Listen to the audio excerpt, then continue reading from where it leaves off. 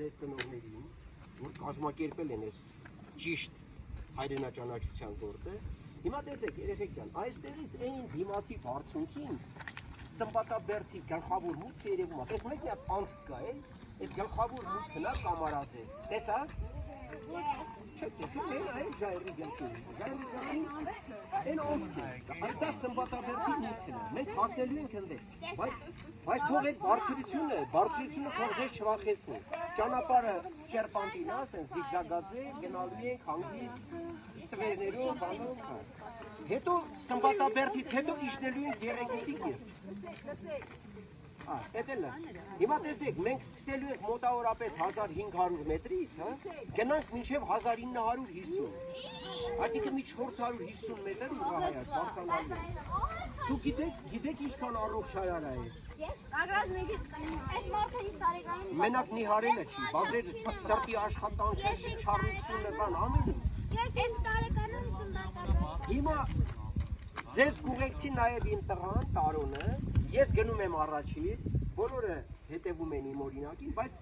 արշավի ժամանակ հիշեք, խմբով քայլել, սենց խմբով շարժվելը սխալ է։ Ճիշտ է, մեր ճանապարհը լավն է, լայն է, բայց խորհուրդ է տրվում, որ սենց իրար հետևից հերթով գնանք, շատ քիչ խոսենք, որովհետև շնչառությունը չեք կարող կարգավորել, հատկապես բարձրանալ։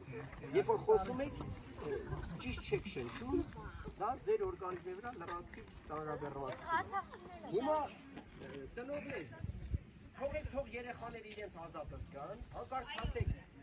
կընկնես, կարևահարվես, աման մողեսը, աման թող բնությունը վայելեն, ու մի հատ էլ խնդրանք, երեխեք ջան, հանկարծ հեռախոս ճանապարհին չբռնեք ձեռքները։ Ես ուզում եմ դուք բնությունը տեսնեք, զգաք, ճանապարհին ես բույսերի կծանոթացնեմ ձեզ, ասեմ որը որ բույսն է, ինչ օգտակար հատկություններ ունի, մի խոսքով ինչքան հնարավոր։ Իհարկե, բայց այս պահին վեգետացիան արդեն վաղուց անցել է, չորացել են, այդ օրխիդեայի այդ գեղեցկությունը չեք կարող էլի տեսնել։ Օրինակ մեր տանը ամբողջը օրխիդեաներ շատ լավ։ Բայց համել երբ որ ինքը չորանում է, կարիքը թափում է, տերևներ աթափում։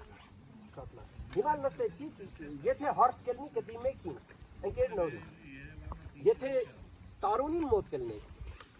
ընկեր Տարոնին կդիմեք։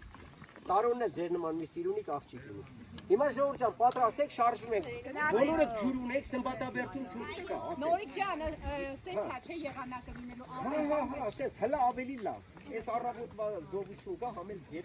գետի սառնոթն է, էլի, որ բարձր։ Գետի անունը ինչ է։ Արտաբույն։ Հիշեցի։ Նոր ես մեր տրանսպորտի մեջ ասեցի, արտաբույնքը արփայի թորնիկն է, երեխեք, ինչ է նշանակում սա։ Այսինքն վտակի վտակ է։ Արտաբույնքի բանը արփայի վտակը Եղեգիսն է, Եղեգիս գետը այս լեռների մյուս կողմում է։ Իսկ արտաբույնքը Եղեգիսի վտակն է, հասկացա՞ք։ Դուք եք մեծ գետի, արփայի, իսկ արփան որ գետի վտակն է։ Հələ աշխարհագրություն չեք ասում, արփան էլ Արաքս գետի, մեր մայր։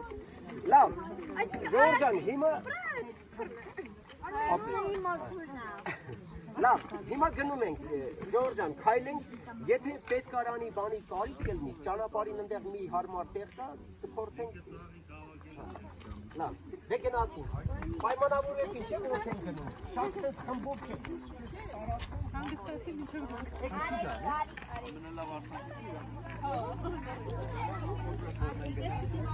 Հետո ընդեն